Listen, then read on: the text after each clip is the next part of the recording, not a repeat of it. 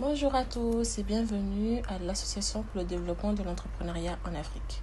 Dans la continuité des précédentes vidéos concernant la rédaction d'un business plan, je vais vous présenter aujourd'hui la stratégie et le marketing. Concernant la stratégie de l'entreprise, c'est qu'est-ce que vous allez retenir en fait pour gagner de l'argent. Donc, en termes de produits, de prix, de distribution, de communication, donc quels sont les moyens que vous allez mobiliser pour gagner de l'argent avec votre projet.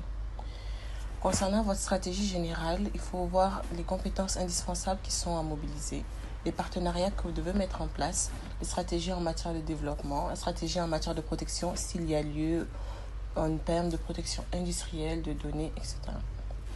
Concernant la production et les fournisseurs, pour la production, en fait, vous devez voir qu'est-ce que vous allez produire, quels moyens vous devez mobiliser pour l'activité, quel approvisionnement est nécessaire, est-ce que vous avez besoin de faire appel à des sous-traitants, si oui, pour quelle production.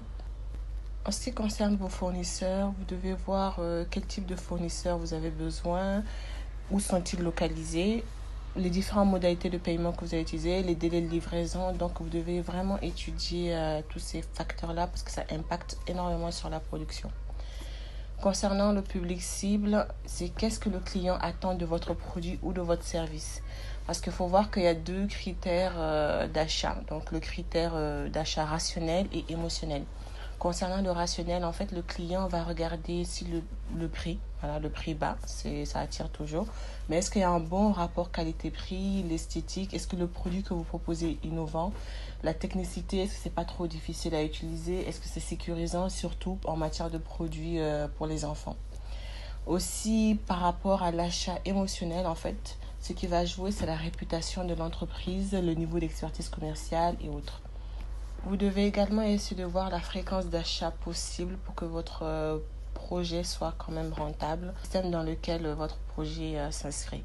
Il est important de comprendre que le client a besoin d'être considéré, d'originalité, de fiabilité, de confort et surtout la sensation de faire une bonne affaire pour que demain il puisse revenir vers vous.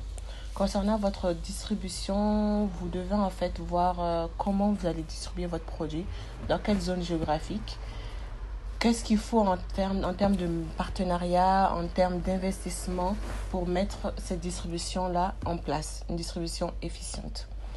Par rapport au prix, vous devez voir la politique que vous allez mettre en place, comment vous allez vous distinguer de vos concurrents, de vos principaux concurrents, comment vos clients vont-ils pouvoir régler leur achat, est-ce que c'est par espèce, par carte, donc les différents moyens que vous allez mettre en place pour eux.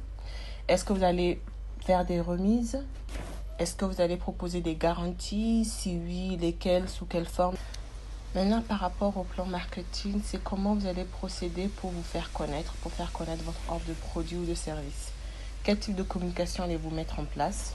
À quel niveau? Sur quel point allez-vous surtout mettre l'accent? Est-ce que vous allez mettre l'accent sur la nouveauté, sur l'éco-responsable? Si par exemple vous faites un produit qui respecte l'environnement, l'écosystème. La promotion, comment vous allez vous y prendre, quel type de publicité, basé sur quoi, les points de vente que vous allez devoir mettre en place, quelle structure de coût, votre structure de coût. Si vous avez écouté les précédentes vidéos, j'en avais déjà parlé, mais là, vous devez voir par rapport à la vente, si vous allez faire exclusivement de la vente ou si vous allez faire également des ateliers pour gagner de l'argent et aussi faire connaître votre produit.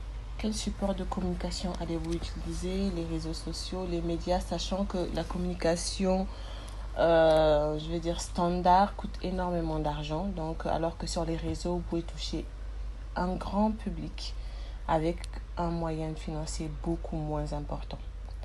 Donc, par rapport à votre politique de prix, il faut voir votre rapport qualité-prix également pour ça. Vous devez investir pour vous faire connaître. Donc, vous devez voir combien il vous faut réellement pour pouvoir toucher le maximum de personnes par rapport à vos prévisions. Étudier tous ces points vous permet de voir le coût d'acquisition et de fidélisation d'un client. Je vous conseille également d'utiliser l'analyse SWOT pour voir vos forces, vos faiblesses. Et ça, c'est d'ordre interne. Et par rapport aux opportunités et aux menaces, c'est pour votre environnement. Gardez en tête que pour chaque faiblesse que vous allez énoncer, il faut que vous ayez à côté les moyens de pallier à cela. Merci pour votre attention. Si vous avez des questions, besoin d'aide, n'hésitez pas à revenir vers nous directement sur la page Facebook ou en nous contactant à contact@adea.org.